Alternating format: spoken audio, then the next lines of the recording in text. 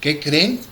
Pues resurgió el ave fénix, el fantasma añorado volvió a aparecerse por estos lares. Ya en serio. No sin antes tener mi disculpa por desaparecerme. No, su motivo más que justificado, cosas de fuerza mayor, y también que tuvo que asistir a un curso de la escuela de sus hijos que es obligatorio para los padres de familia. Y además el éxito pasa la factura. Ella siempre tiene su agenda llena. Entonces yo me quedé esperando y esperando y esperando, y el que espera espera, pero si es por Mili esperamos lo que sea. No, aquí ella estoy. es mi coanfitriona. Honradísima de ser coanfitriona. Sí. Mucha gente me preguntaba, ¿ya se pelearon? No. Bueno, ella es muy enojona, pero yo no, para nada, no, nunca mente, como dice el ranchero. Y hoy, que es 10 de octubre, en la mañana subí otro video, con otra ropa y todo.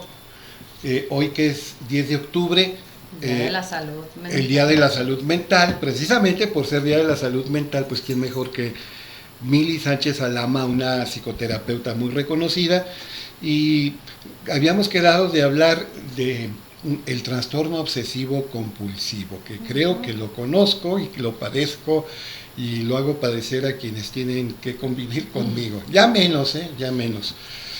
Bueno, Mili, a ver, la escuchamos. ¿Qué tal? Bueno, yo creo que a propósito del Día de la Salud Mental, viene muy bien hablar del trastorno obsesivo compulsivo. Y aunque nos vamos a enfocar en el trastorno obsesivo compulsivo, también conocido como TOC, yo creo que también es importante diferenciarlo del trastorno de personalidad obsesiva.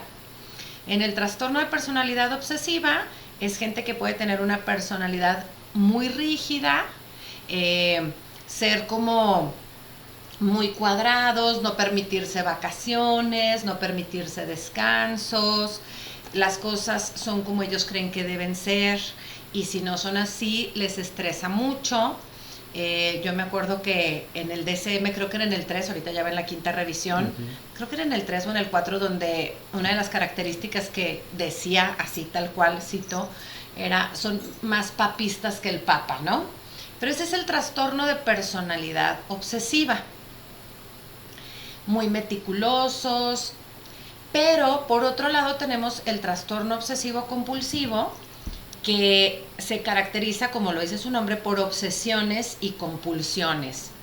¿Cuál es la diferencia entre una obsesión y una compulsión? Bueno, una obsesión es generalmente un pensamiento o una idea recurrente que va a estar viniendo a la persona de forma involuntaria, y aunque normalmente la persona que lo tiene puede reconocer que es irracional o que es absurdo, de todas maneras le genera terror, le genera mucho miedo, le genera mucha ansiedad.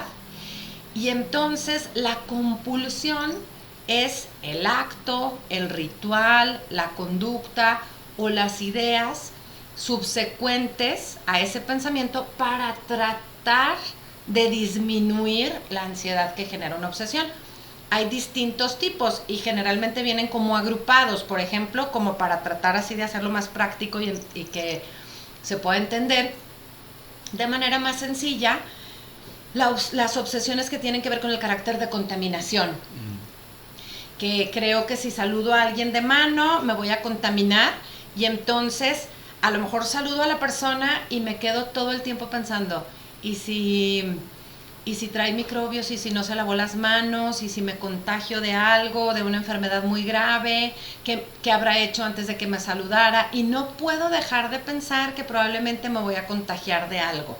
Sí, vea la película El Aviador con Leonardo DiCaprio, que representa al multimillonario norteamericano Howard Hughes. Howard Hughes, igual que otras personas, Michael Jackson de cierta época y muchas personas célebres más, tenía miedo a la contaminación microbiana. Así es. Y tanto miedo tenía que hasta él mismo debilitaba sus defensas naturales. Sí, así es.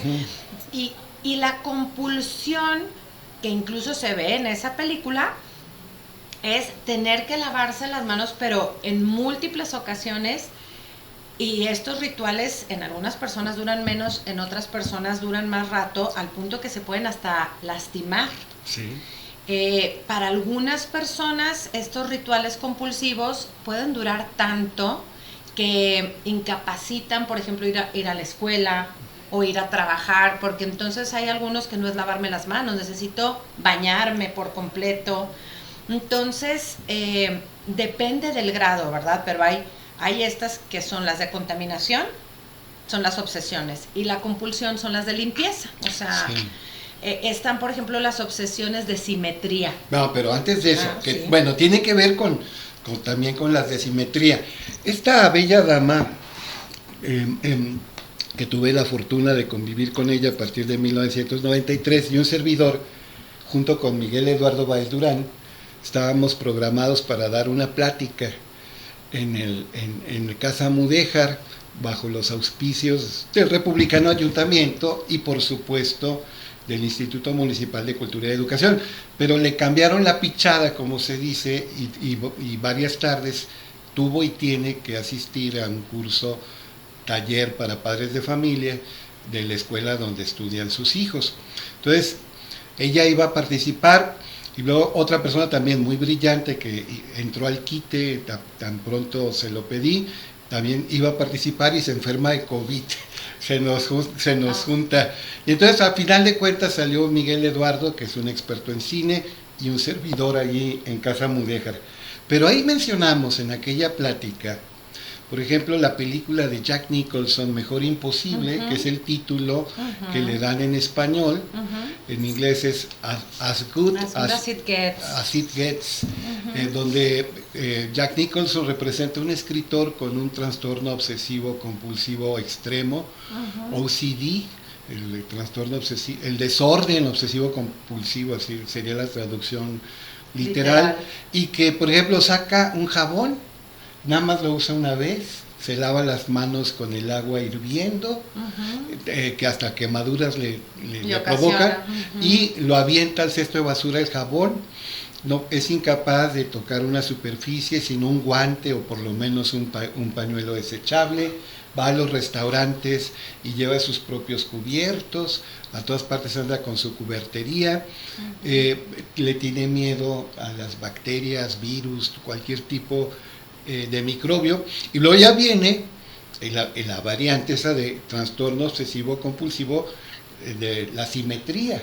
A ver, y también tiene que ver con esa película. Claro, los de simetría hay como esta necesidad de que las formas tengan un orden. En la película, por ejemplo, él en específico no podía como tocar los bordes del piso, ¿no? Su manera de ir caminando tenía que ser de cierta forma que para él tuviera sentido, y sobre todo sin pisar las rayitas, ¿sí? Esta es la compulsión, la obsesión es no puedo pisar las rayitas. La desimetría también es, por ejemplo, esta parte donde a lo mejor yo estoy aquí en pleno programa, pero, por ejemplo, a lo mejor observo que atrás hay un sillón con los cojines desacomodados y no me puedo aguantar, y todo el tiempo estoy pensando, y si me levanto y lo acomodo, y si me levanto y lo acomodo, y no puedo más y voy y lo acomodo. Esa sería la compulsión. La obsesión está desordenado, está asimétrico, o está el cuadro está chueco, y todo el tiempo solo estoy pensando el cuadro está chueco, y eso es terrible. O vea la película TOC. Buenísima. Una película española donde, bueno, todos los participantes tienen alguna variedad de TOC, pero hay uno que prefiere echarse el salto al tigre, hacer cabriolas, hacer maromas peligrosas, es un gimnasta casi consumado antes que pisar las rayas o un cuadrito. Así es. Déjeme decirle que yo tengo una forma moderada de TOC, y no que me sintiera muy mal, pero yo tenía que poner el pie en medio del mosaico, no pisar las orillas o irme muy por en medio de un sendero, en fin. Es un trastorno obsesivo compulsivo moderado, que lo mismo con psicoterapia que con farmacoterapia, pues ya se puede decir que se ha superado. Pero yo digo que lo entiendo, porque lo he vivido, lo he padecido, y también pues la gente que tiene que convivir conmigo en bastante tiempo, pues se da cuenta de esas manías, usando el término adecuado, idiotismos. Idiotismo significa peculiaridades, manerismos individuales, idios propio, no que sea muy tonto, puede serlo, pero no es eso el significado primordial, son peculiaridades, pues, idiosincrasias. Y generalmente la persona se da cuenta y dice, es que es absurdo, o sea, yo sé que no va a pasar nada si piso el centro, o si piso la orilla, o si no acomodo el cuadro. En algunos casos se dan cuenta que es irracional, en muchos otros es ayudar a darse cuenta de que no es tan terrible si pasara eso. Ahorita les voy a decir cuál es como alguna de las propuestas que se hace para trabajar con el TOC, pero entonces les decía, está las obsesiones de limpieza, de contaminación acompañadas de la compulsión de limpieza, está lo de simetría. Están, por ejemplo, también obsesiones del tipo de cometer una blasfemia, ¿no? Y si digo algo que insulte mi religión o a mi Dios, y entonces esos pensamientos me atormentan, y generalmente la compulsión ahí a lo mejor puede ser o física, o sea, a lo mejor una conducta, me persino, o pido disculpa, o hago un ritual de rezo. Generalmente, antes de pasar a otra, a este trastorno se le conoce también como un trastorno silencioso, porque si bien es cierto que algunas obsesiones y compulsiones pueden ser muy notorias, muchas otras están ocurriendo solamente en la mente de la persona, y entonces muchas veces no lo platican, se padece en silencio, porque a diferencia de algunas otras sintomatologías que pueden ser muy evidentes, no siempre es evidente. A veces cuando lo vemos en ciertas películas puede, como ya lo platicamos también en lo de la triada oscura, algunas veces pues en las películas se caricaturiza un poco la sintomatología, pero pues es con el fin de poder como comprender cómo se puede manifestar, pero muchas de las veces sí es muy notorio, como las de limpieza o la de si no piso y voy con alguien y estamos en un lugar donde va a resultar evidente. Pero por ejemplo estas de blasfemia, de temor a ofender a Dios, mucha gente las vive en silencio porque además lo viven con mucha vergüenza. Entonces como que a veces se tardan en platicarlo. Otras son de carácter sexual, o sea, como el temor a agredir sexualmente a alguien, de ser un depredador sexual. Y las compulsiones para bajar esa ansiedad pueden ser muchas, desde poner distancia con la gente, no permitir que se me acerquen, rezar. Está la de la duda patológica, puse o no la alarma, desconecté o no desconecté la plancha, dejé encendidas las luces del carro, apagué la estufa, no la apagué. Y la compulsión es la de comprobación. Traigo el dinero para pagar todas las cuentas. Ándale. Y andas contando el dinero una y otra vez. Fui al cajero, ¿metí la tarjeta o no? Sí. Y la compulsión es, la saqué, no la saqué, la metí, no la metí. Y es revisar para comprobar, sería la compulsión. Entonces algunas son como muy notorias y otras son muy silenciosas. Aunque parezca extraño, sucede mucho también la duda patológica de ¿atropellé a alguien o no? Entonces me ha tocado incluso conocer a personas que dejaron de manejar para no dañar a nadie, porque la obsesión es la posibilidad de haber dañado a alguien sin querer. Entonces esa obsesión y si dañé a alguien hace que entonces me tenga que regresar y volver a revisar todo el trayecto a ver si no atropellé a alguien y no me di cuenta. Sí. Fíjate, en el libro Los ejercicios espirituales de Ignacio de Loyola vienen las reglas para discernir y entre otras cosas los escrúpulos. Y cuando escuchamos la palabra escrúpulo normalmente le damos un significado noble, una valencia positiva, Una persona sin escrúpulos es una persona malvada que no se tienta el corazón para dañar a terceras personas. Pero no, en realidad el escrúpulo es una creencia sin fundamento. Prácticamente es una práctica supersticiosa. Es una rueda de molino con la que has comulgado. Uh-huh. Y por ejemplo, Ignacio de Loyola pone el ejemplo de que tú estás en un granero y pisas paja y te das cuenta que la paja que acabas de pisar tiene la forma de cruz y te sientes culpable, has cometido un pecado mortal porque pisaste la cruz. Y dice Ignacio de Loyola, eso es un escrúpulo. Uh-huh. La palabra escrúpulo significa etimológicamente guijarro, es decir, piedrecita. Una roca muy pequeña, una piedrecita que de todos modos lacera, que de todos modos incomoda, lastima, molesta.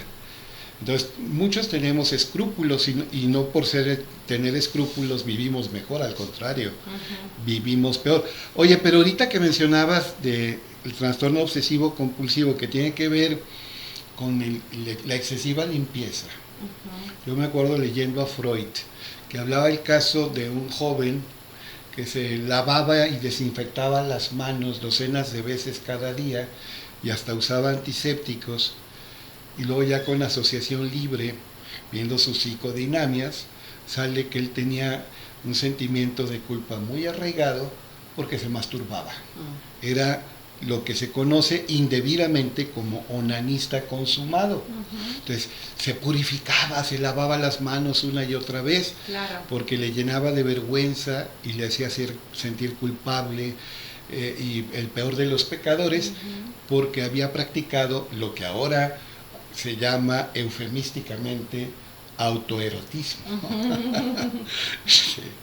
Así bueno, es, yo creo que eso tocas un punto muy importante porque algunas obsesiones tienen mucho que ver con pensamientos de terribilizar las cosas, o sea, creer que algo es muy terrible o muy malo, ¿no?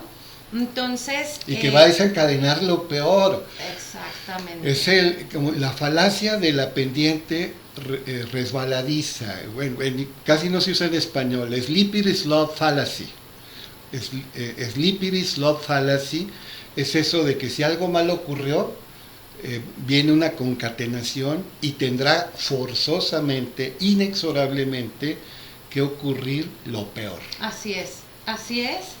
Y entonces es esta famosa visión como de túnel, de catastrofizar las cosas y creer que va a venir lo peor. Completamente de acuerdo. Entonces muchas veces sí hay que desmenuzarlo.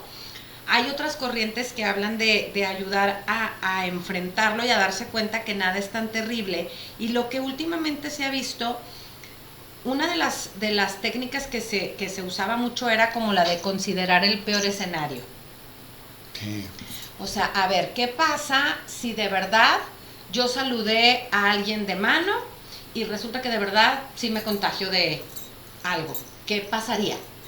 Y entonces puedes llegar a explorar incluso hasta la muerte, ¿no? Ok, supongamos que realmente me contagio y entonces digo, la persona va diciendo, no, es que si me contagio me voy a morir.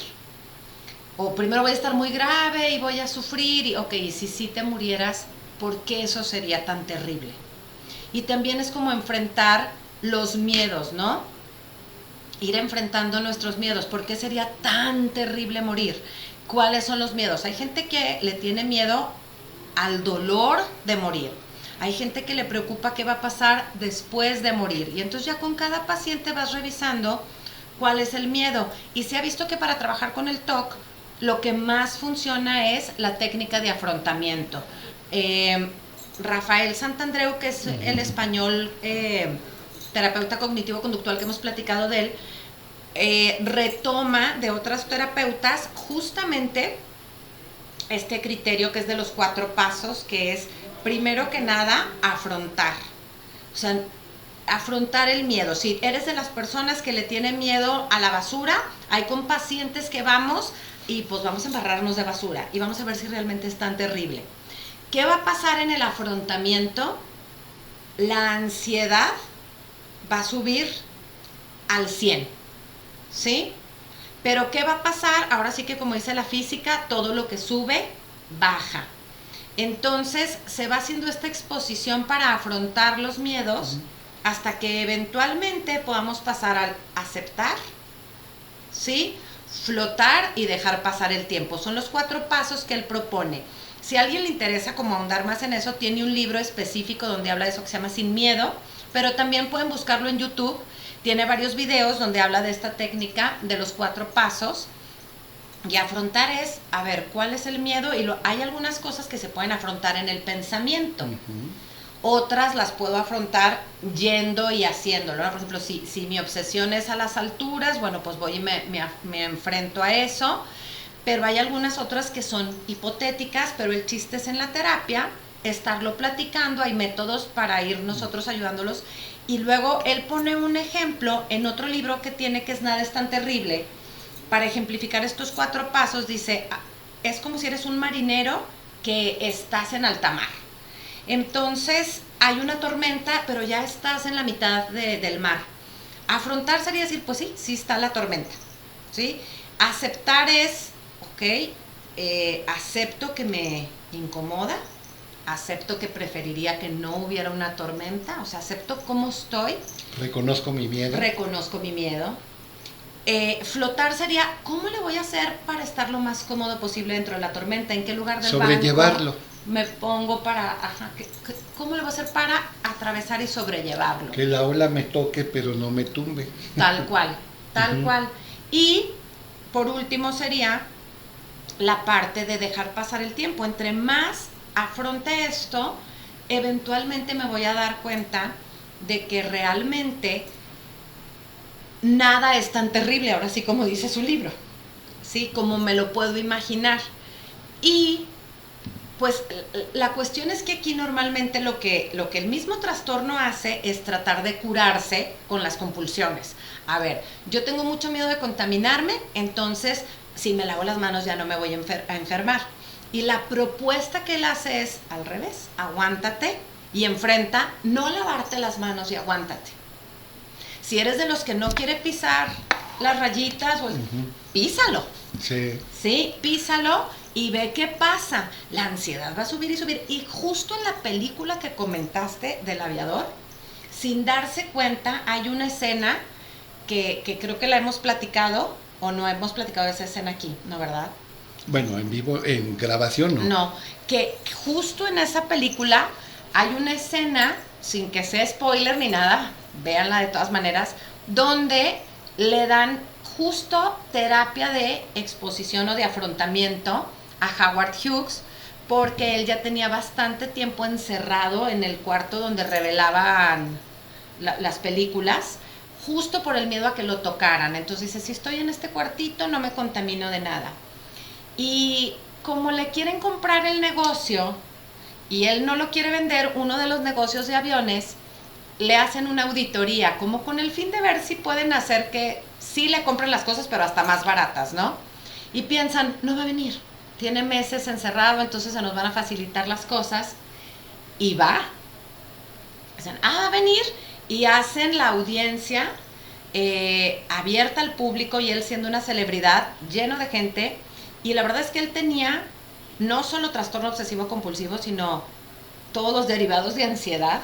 Le tenía también fobia a los flash, que en ese entonces eran de este vuelo. Así es. A los espacios con multitud, y entonces él, al ser una celebridad que había salido con tantas artistas, pues llamó mucho la atención de la gente. Entonces fue una auditoría que estaba llena, y la escena se ve como él va llegando el primer día, desencajado, sudando. Abajo de la mesa se ve cómo se está sobando las rodillas, pues en pleno afrontamiento, donde no podía hacer sus compulsiones como él quisiera. Entonces ahora sí, las obsesiones están haciendo que su ansiedad suba. Todos estos temores de, ¿y si me estoy contaminando? ¿Y si me pasa algo? Y estos flash, la ansiedad llega. Y como la auditoría se hace varios días, nos vamos dando cuenta cómo al día 2 trae menos ansiedad, al día 3 trae menos ansiedad, y hasta que eventualmente es otra vez él. Y hasta voltea ahí un poquito la jugada. Entonces ya no les digo más para que no sea un spoiler, pero eso es justo darle terapia de exposición, ¿no? De afrontamiento. Y como pasa el tiempo, pues aprende a estar cómodo dentro de lo incómodo y darse cuenta, pues yo me imagino que haber regresado y dice, pues no me contaminé. Día 2, hoy tampoco. Día 3, no estoy enfermo de nada, ya era para que hubiera hecho efecto algún virus. Y bueno, este método ahí se lo dieron sin querer, pero bueno, le sirvió. Oye, Mili, pero al especialista en salud mental que mencionaste, que es español, él utiliza la reestructuración cognitiva propia de los enfoques cognitivo-conductuales y emparentado con lo racional emotivo.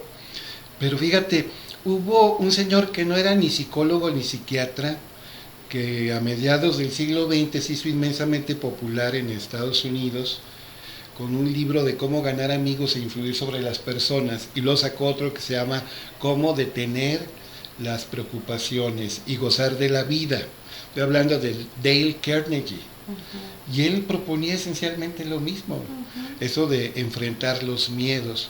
Pero el conductismo más romo, el conductismo más simplón, por ejemplo, tiene muchos años con la desensibilización progresiva. Por ejemplo, gente que le tiene miedo a las víboras o a las arañas y que deja de salir y de interactuar por el temor patológico exagerado a entrar en contacto con estos animales, y los acercan a esos animales, y sí, la obsesión incrementa la ansiedad, las compulsiones se disparan, pero poco a poco va perdiendo. La saturación provoca desensibilización. Así es. Y es conductismo. Puro. Así es. Claro, entonces digo, como dices tú, por un lado hay que ver en algunas de ellas la raíz, pero por otro lado, en el trastorno obsesivo compulsivo se ha visto que a veces una obsesión puede cambiarse de tema, ¿sí? O sea, a lo mejor en algún momento estoy en una y de repente esa ya se calmó por algún motivo, pero ahora estoy en otra, en otro tipo de obsesión. Entonces, por eso es la importancia de saber cómo irlas enfrentando, porque pues es algo que puede ser recurrente. Y no, de hecho es recurrente. ¿sí? Y que no es... se fue una obsesión y ya. Fíjate, tengo una amiga muy querida, ella es médica, y siempre me dice, asume lo mejor, pero prepárate para lo peor.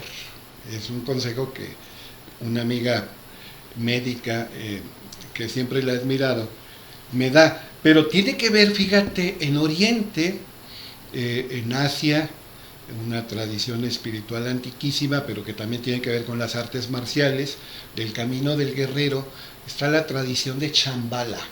¿Qué es eso de Chambala? Bueno, algo así como Shangri-La, un reino misterioso, que en realidad es simbolismo puro. Pero a lo que voy, una enseñanza clave. El mejor guerrero es el que asume que ya lo mataron. Y como ya ocurrió lo peor, eres plenamente libre. Totalmente libre. ¿Tienes miedo que te maten? Bueno, ya te mataron. Entonces haz lo que puedas a partir de este presente luminoso. Y Dale Carnegie dice, asume que ya ocurrió lo peor. A ver, ¿qué puedes recuperar? ¿Qué puedes mejorar? ¿Qué puedes levantar? Y siempre se puede recuperar algo y se puede construir sobre lo que tú crees que es lo peor. Y tocas el suelo y a veces rebotas. Claro. ¿Sí? Claro. ¿Y te vas para arriba? Claro, qué cierto es eso, porque es como dices tú, te vas para arriba porque es como tocar el fondo de la alberca e impulsarte y agarrar aire, porque realmente mucho de este temor tiene que ver, y de la mayoría, ¿no? O sea, no estoy hablando solo de las obsesiones, la mayoría de las personas vamos llegando como en la consulta o en el acompañamiento a ver cómo hay esta parte que yo creo que luego sería bien interesante trabajar o platicar en uno de los episodios de Psicosofía, de esta parte del temor a la muerte, y finalmente todos vamos a vivir duelos, todos vamos a perder algún ser querido en esta vida, y eventualmente lo único que está 100% garantizado para cada uno de nosotros es morir. Entonces, esa parte no todo mundo nos gusta tocarla y es bien importante explorarla. ¿Qué pasa cuando muchas de las veces el miedo a volar, sí, en las fobias, es como, es que no me quiero ir de viaje porque la mayoría de las veces vamos llegando a que es, ¿y si me muero? Entonces con algunos pacientes el miedo es, ¿qué tal que sea muy doloroso? ¿Sí? Es como el miedo a la agonía y entonces lo vamos también desmenuzando. Bueno, supongamos, como dices de lo del guerrero, supongamos que de verdad sí fuera. Cuando lo vas enfrentando, ¿qué es lo que decíamos de imagina el peor escenario? Y es, vamos a ser lo más catastróficos posibles en el escenario. Y entonces cuando la persona empieza a ver, es que imagínate que pasara esto, y que pasara esto, y bueno, ¿y qué pasaría? ¿Y qué harías con eso? ¿Y qué podrías hacer con eso? Y lo vas contestando, hasta que eventualmente te das cuenta que son cosas que sí podrías asumir. No quiere decir que sean agradables, pero que podrías asumir. Otras personas es que mis hijos están pequeños, ¿ok? ¿Qué te preocupa de tus hijos? ¿Cómo te sentirías más tranquilo o tranquila si te vas? No, pues si dejo instrucciones o si dejo una carta o si les digo que por favor los lleven a terapia, ok, con eso tú te quedas tranquilo. Sí, a mí no me importa tanto morir. Para otras personas ya se dan cuenta que es como pues ya no me daría ni cuenta. Entonces cada quien va enfrentando sus temores y lo mismo, así como con el de la muerte, lo podemos hacer con cualquier cosa. Supongamos que de verdad se te subiera una cucaracha, supongamos que de verdad te contagian de algo, supongamos que de verdad no mueves el cuadro y te esperas, ¿qué pasaría? Entonces, si se puede hacer con la muerte, se puede hacer con cualquier otro tema, como cuál es el peor escenario si no llevaras a cabo tu compulsión. Entonces, es como resisto la compulsión en vez de hacerla, porque generalmente en TOC creo, lo hago y me calmo y listo. Pero entonces eso hace que se exagere y se prolongue el TOC, ¿no? Completamente.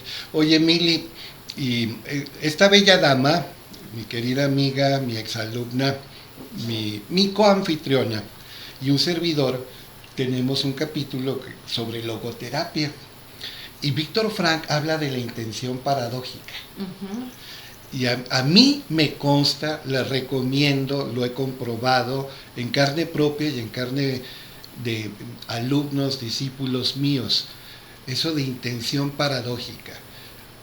Me acuerdo mucho del actor Jules Breiner, que sale en la película El Rey y Yo, uh-huh, en la versión original. Él decía, yo aprendí para que no me comieran los nervios en el escenario, in order to overcome stage fright, para vencer el pánico escénico, uh-huh, que en lugar de relajarme, me ponía lo más tenso posible antes de salir a actuar. Y entonces yo tuve alumnos muy nerviosos, exageradamente ansiosos, por ejemplo en clubes de debate o en torneos de oratoria. Por ahí hay una compañera que estuvo en tu salón, uh-huh, que le entrené para que fuera campeona y fue campeona al tercer intento, uh-huh, pero fue campeona. Uh-huh. Tiene un nombre muy floral, no digo más. Uh-huh. No, este es Janet. Sí. Perdón, es Janet. Pero Janet Ramos. Sí, pues sí, es plural, sí. El apellido. No, ya no dije nombres. Uh-huh. Pero ella aprendió que no tenía por qué combatir el nerviosismo, la tensión, sino aceptar ese nerviosismo y esa tensión. Incluso tratar de ponerse más tensa. Uh-huh. A ver, vamos a ponernos todavía más llenos de ansiedad. Y después hasta nos reíamos. Pruébelo. Alumnos de mis equipos de debate, les decía, ponte lo más tenso que puedas. A ver, no puedes hablar, no puedes moverte, no puedes decir nada. Y paradójicamente ocurría lo contrario. Uh-huh. Como en la película El Rey y Yo, bueno, hay tartamudos, hay personas que padecen el Rey y Yo no. Es así. El discurso del rey. El discurso del rey. Uh-huh, yeah. Que es un caso de disfemia. Uh-huh. Hay tartamudos que de repente quieren usar en su provecho la tartamudez y en ese momento no les sirve. Sale, ¿sí? Y entonces se dan cuenta, aunque se hayan sentido muy mal, que pueden proceder en el sentido contrario en su propio provecho. Así es. Y es una toma de conciencia, así sea ligera, como dicen los gringos, un insight, o puede ser un cambio ya más fuerte. Entonces tiene que ver con esto de asumirlo peor. Y la tensión, yo les digo, es como la cuerda de un violín o de una guitarra. Un exceso de tensión pues te revienta, pero si no hay algo de tensión no produce música.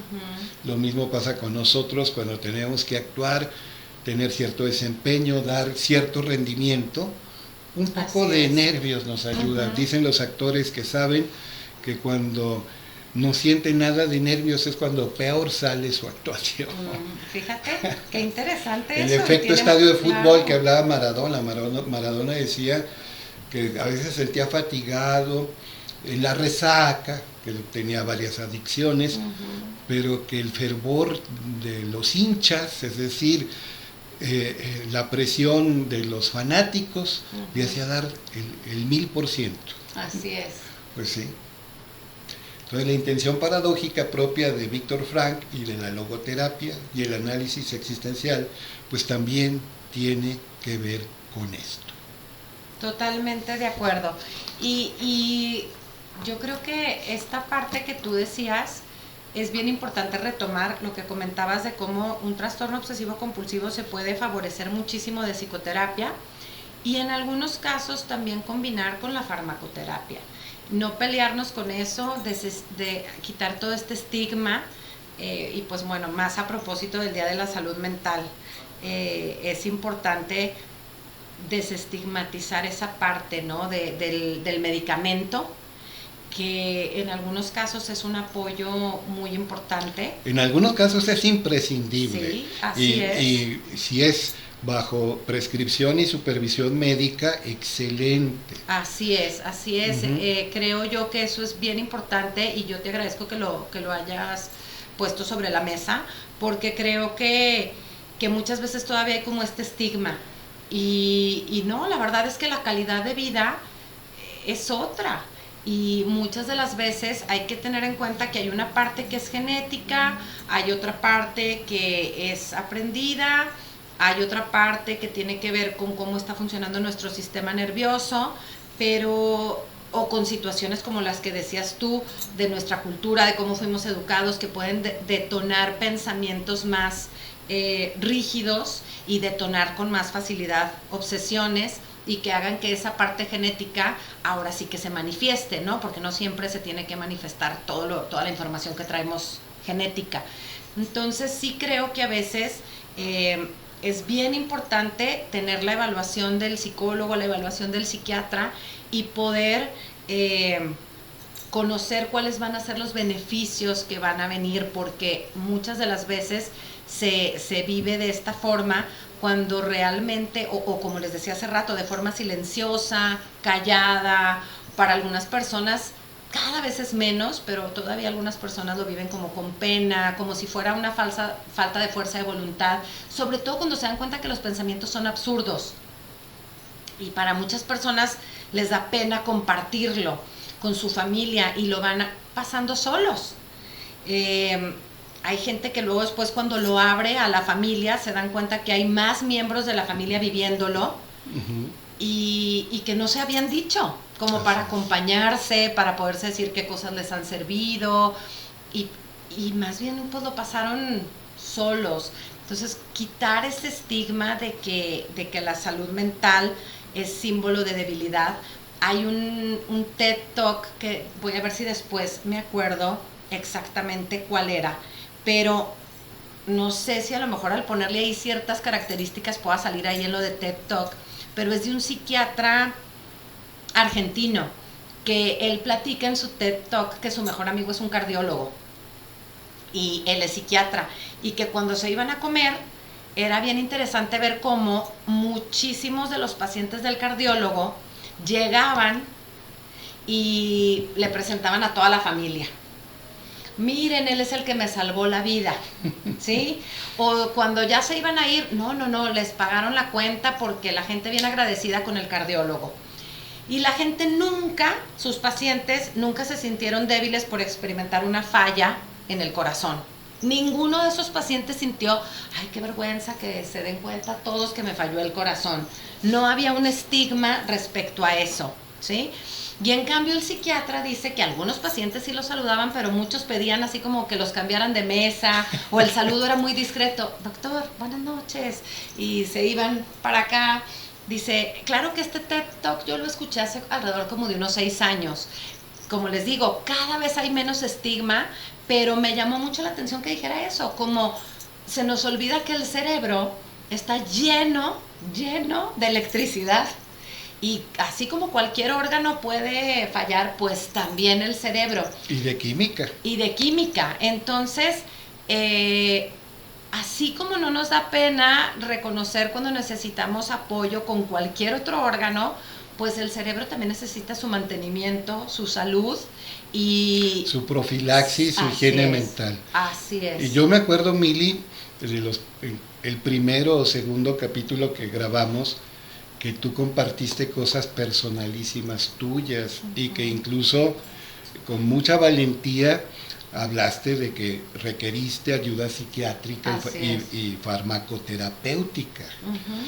A mí no me da vergüenza decir, yo ya hace rato lo dije, tengo un trastorno obsesivo compulsivo, no muy grave, pero por ejemplo, así como con el aikido o con el judo, que canalizan la energía del oponente, a mí, por ejemplo, me da por contar del 1 al 100, pero del 1 al 100 no números, sino 100 minutos.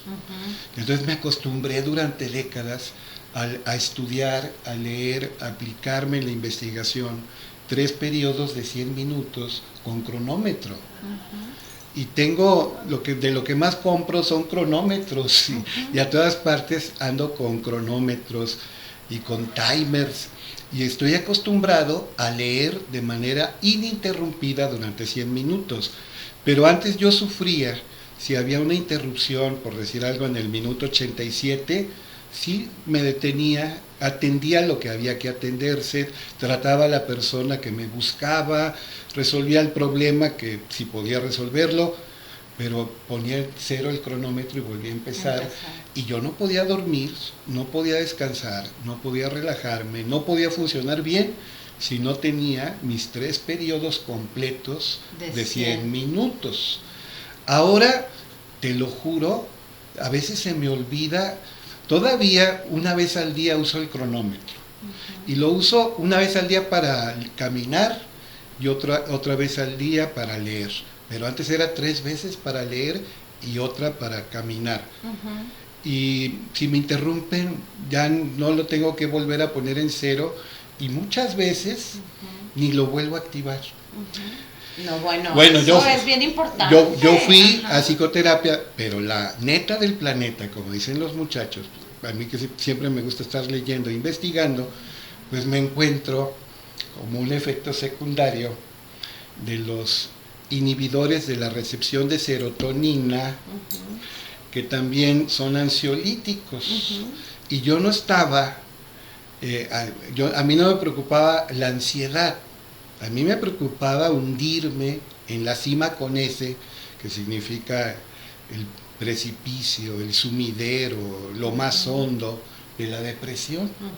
Entonces, a mí no me da vergüenza, con gente muy capaz, profesionales, muy competentes, pues lo mismo que busqué ayuda de psicoterapia, cuando fue necesario, recibí ayuda de farmacoterapia para una depresión reactiva, que también combatí con psicoanálisis por una parte y al mismo tiempo con las reestructuraciones cognitivas de la terapia, ¿cómo se llama?, cognitivo-conductual.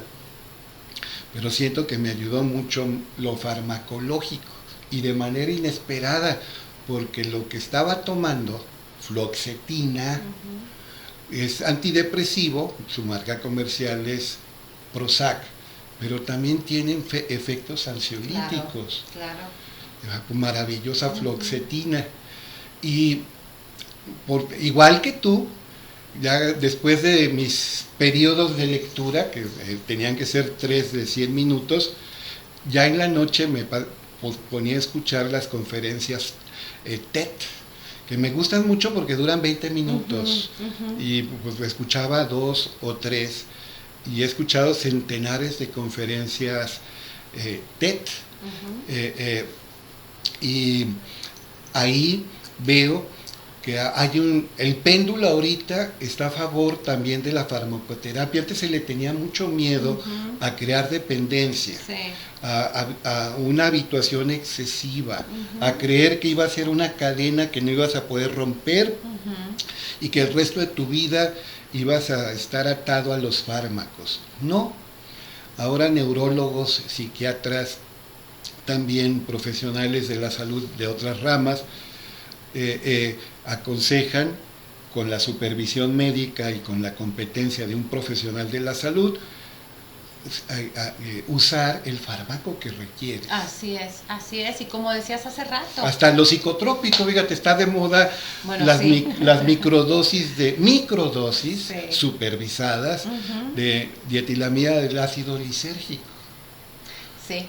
No, y bueno, la verdad es que como decías tú hace rato, que creo que es lo más importante, si va de la mano de un profesional de la salud competente, es importante confiar, ¿sí? Si tuvieras un problema de salud y te dijeran, como por ejemplo la diabetes, claro, y tuvieras que ponerte insulina, no es que te volviste adicto a la insulina, es que sí la necesitas, ¿no? Te salva la vida. Cuando no necesitas una sustancia y la consumes, bueno, ahí hay un riesgo, pero si traes la supervisión médica adecuada, no. Entonces, bueno, no todos los casos de TOC requieren farmacoterapia. Claro. Muchos sí, y la verdad es que la calidad de vida cambia completamente. Me ha tocado acompañar a gente que lo tomó por un tiempo, gente que no lo ha tomado, gente que lo sigue tomando, y hay distintas corrientes para trabajar con el TOC, pero finalmente lo importante es recibir como este acompañamiento, que no lo vivamos de una manera silenciosa, ¿no? Que lo vivamos, sea lo que sea que estemos pasando. Digo, estamos hablando ahorita del TOC porque es el tema, pero como permitirnos recibir acompañamiento, pedir ayuda y no verlo como debilidad, sino pues llenarnos de herramientas para irnos convirtiendo en nuestros propios terapeutas. Luego me pasa con muchos pacientes con TOC que si una obsesión cambia a otra, y los veo después en las de monitoreo, que son meses después, y me dicen, pasó esto, y como ya en la terapia cognitivo-conductual los capacitas para que se vuelvan de alguna manera sus propios terapeutas, regresan y te platican cómo hicieron su reestructuración de la obsesión. Ellos mismos se pusieron metas de cómo iban a exponerse, y entonces se fue la obsesión. Hay libros, hay manuales para también trabajar con la obsesión, como de autoayuda. Entonces hay tantas opciones ahora a nuestro alcance, tantas. No, y yo tengo muy presente a una psicoterapeuta muy noble y muy capaz, que en una ocasión me dijo, estuve tomando cierto fármaco antidepresivo recomendado por una psiquiatra también muy profesional, y me acuerdo que iba manejando después de muchos días oscuros, después de la tristeza más debilitante, después de creer que no había luz al final del túnel, y que repentinamente me puse a cantar cuando iba manejando. ¿Te acuerdas de esa persona, Mili? Sí. Bueno, pues a mí ya me pasó también. Ya me pasó. Yo estuve en una depresión anaclítica. La depresión anaclítica no nada más es la que presentan los niños que no son cargados o acariciados porque perdieron a la mamá. Cualquier separación muy dolorosa es un tipo de depresión reactiva, pero puede ser extrema. Y seguramente había otras condiciones en mi organismo que favorecían que me hundiera. Afortunadamente, si algo tengo es que si tengo un problema visual u óptico, voy con el oculista. Si tengo un problema dental, voy con el dentista. Pues lo mismo, acudí con 2 psicólogas que con un psiquiatra, y hasta con un neurólogo en su momento, para que me confirmaran, y ayuda. Búsquelo, atrévase, no crea que va a estar siempre atado al sufrimiento. Así es, sí. Lo normalizamos, ¿no? El otro día sigo páginas de perfiles en Instagram de frases o escenas cortitas de películas, Y venía una, que no sé qué película es, pero uno de los personajes le preguntaba a la chica, le dice, ¿y qué se siente estar deprimido? Y le dice, se siente como si se te olvidara cómo es estar bien.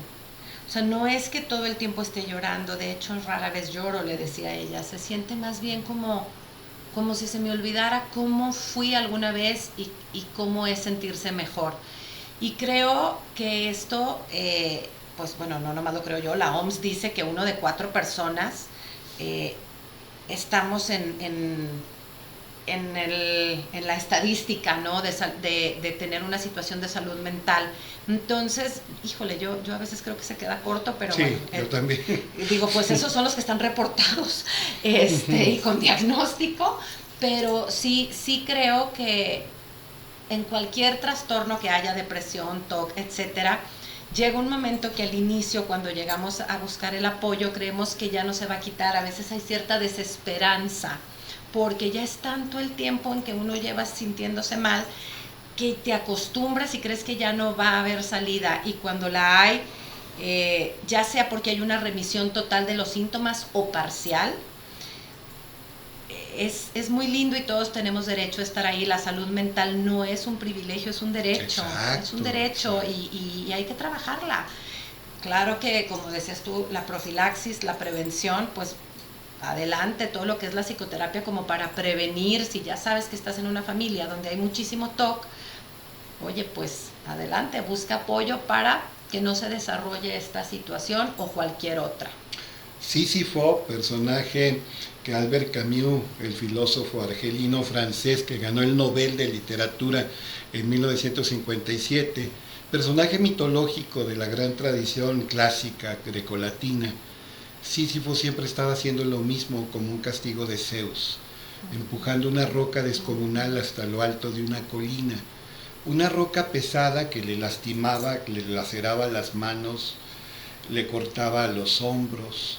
Era muy difícil de desplazar 1 centímetro y la tuvo que mover kilómetros. No podía beber, no podía dormir, no podía comer, no podía descansar. De todos modos no se iba a morir porque el poder sobrenatural de Zeus lo movía para que sufriera. Y dice Camus que llega un momento en que Sísifo se acostumbra a esa infravida, a esas condiciones indignas de existencia. En México usamos mucho aquello de que a todo se acostumbra uno, menos a no comer. Y sospecho que los mexicanos a no comer comida chatarra, además. Pero no tenemos por qué acostumbrarnos a lo negativo. No. Y qué bueno que hay sorpresas. ¿Y por qué me siento bien? ¿Qué me pasó? ¿Qué me ocurrió? Ni me saqué la lotería, ni hice un gran descubrimiento científico, ni me hice mundialmente célebre, ni llegó el amor de mi vida como la princesa, en mi caso, en tu caso el príncipe, a rescatarme.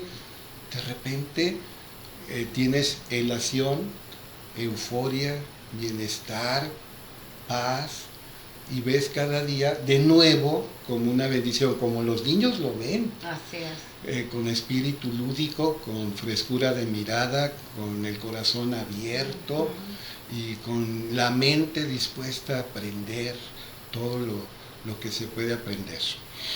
Entonces siempre va a haber altas y bajas, pero nuestros días no tienen por qué ser oscuros ni tristes. No, así es. Ese es el evangelio, la buena nueva, tener vida en abundancia. Y si es necesario, en el Día de la Salud Mental, buscar a profesionales de la salud mental y también procurar la profilaxis, la higiene, la prevención, pues procuremos no dormir. Así es, completamente de acuerdo y bueno, pues yo creo que para ir manejando cerrando, como cierta persona, no digo nombres, cantando, que pasó varios días muy oscuros y de repente se puso a cantar y hasta a soltar carcajadas. Ay, sí. Nos pasa, damos vuelta a la página y encontramos colores, la música suena más a música, la comida sabe más sabrosa, las relaciones son más venturosas, el trabajo se disfruta, tenemos ganas de aprender, tenemos ganas de desarrollarnos. lo otro quedó atrás, ¿verdad? ¿Y cantamos? Y cantamos, sí. Bueno. Ay, sí. Bueno. Ay, me emocioné, ya ves.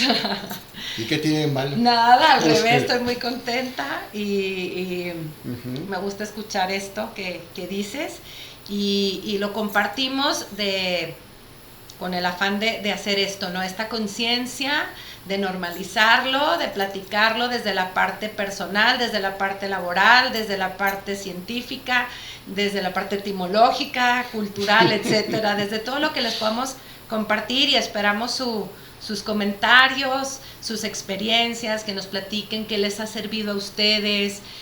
Siempre todo nos nutre, nos enriquece y bueno, pues nos vemos próximamente para platicar nuevamente aquí juntos sobre psicosofía. Un abrazo muy, muy Así grande es. a todos y lo Sursum mejor. corda, Sursum corda, expresión que significa arriba los corazones. Arriba. Hasta la próxima.